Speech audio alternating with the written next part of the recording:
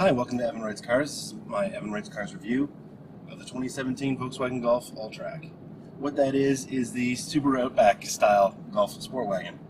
It's lifted, it's got all-wheel drive, it's got off-road inspired sport utility style cladding.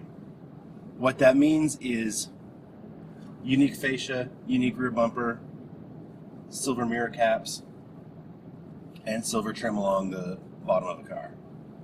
It also means that this car has been lifted about, Volkswagen's official says 34 millimeters, which is 1.4 inches.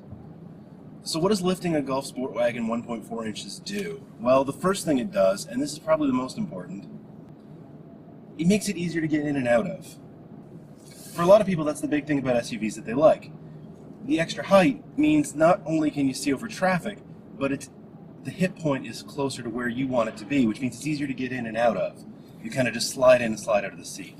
An inch and a half of height doesn't sound like a lot, makes a pretty big difference for me getting in and out of this car.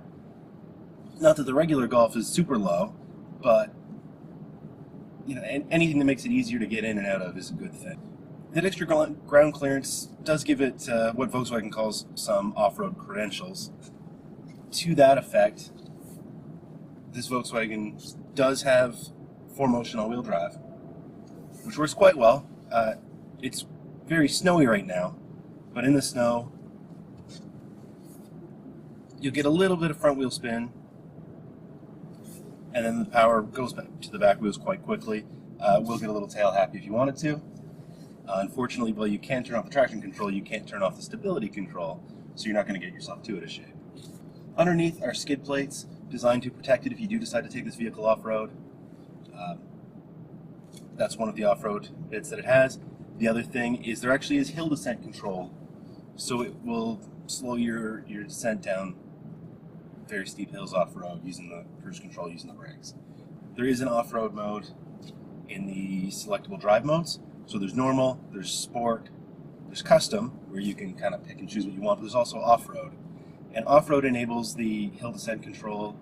It seems to hold a much higher gear than the other modes. It also really softens the throttle, which is what you want if you're trying to do any real off-roading. You don't want to break traction, but you want to keep in the right gear so you keep momentum, keep going. This car has the 6-speed dual-clutch Dsg Gearbox. So it's 6 speeds. You can choose to leave it in automatic, or you can put it in the shift-yourself mode. It actually works quite quickly in the shift-yourself mode. It's quite nice. It's a 1.8-liter turbocharged 4-cylinder. This is a gas motor, of course. Develops 170 horsepower and 199 foot-pounds of torque. That makes for a reasonably quick car. Being that this Golf is lifted almost an inch and a half, there is a little bit of a hit to the handling, but it's really nothing significant. It's nothing you're going to notice. If you're really pushing it hard, there's a little bit more body roll than you might otherwise expect, and that's about the worst you're going to get out of it. Normal cornering still handles like a Golf wagon, like you'd expect. It is also a little bit heavier than the Golf, than the standard wagon, and you will see that in the handling, but you'll also see that in the fuel economy. I'm averaging 9.1 liters per 100 kilometers, which isn't terrible, but it's not what I expected from this vehicle.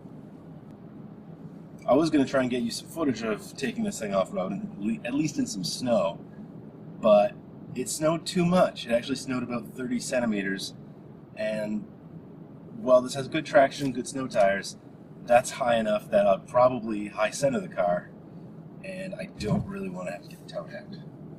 So unfortunately, no deep snow videos for you, but I can assure you that in the middle of the storm, when it wasn't quite that deep, this handled it quite well. The Golf Alltrack is the most expensive Golf in the lineup. In Canada anyway, it starts at around $35,000, which is more expensive than the regular Golf wagon, but it only comes in one trim, and that's the most heavily optioned trim. It's loaded. This car has everything. The only options are really the only option on this would be the driving assistant with the radar cruise control. It's got the panoramic roof, it's got navigation, it's got leather seating.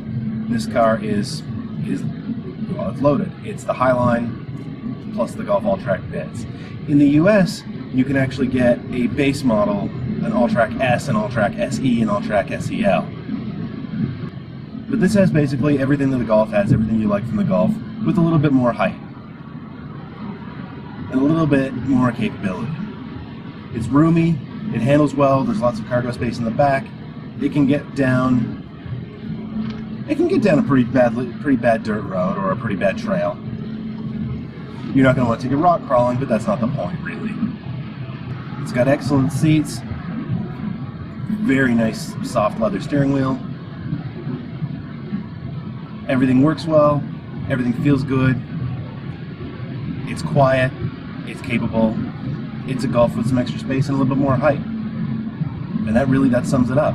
If you want a Golf wagon, but you have a little bit of trouble getting into it or out of it, you want a little bit more height or a little bit more off-road capability, maybe to get to the cottage, maybe you have a little more snow than average, this is a very good choice. So while at first it seems like, you know, what's the point of this? Why do they need this in the lineup? It's just the wagon, blah, blah, blah, blah, blah. Yeah, it is, but it does have a purpose and a market, and I'm sure that market will very much enjoy it and get lots of them. So that's everything for this week. I'm Evan from Evan Writes Cars. Thanks for watching. If you like my video, hit like or subscribe in the links below. Thanks again. See you next time. Bye-bye.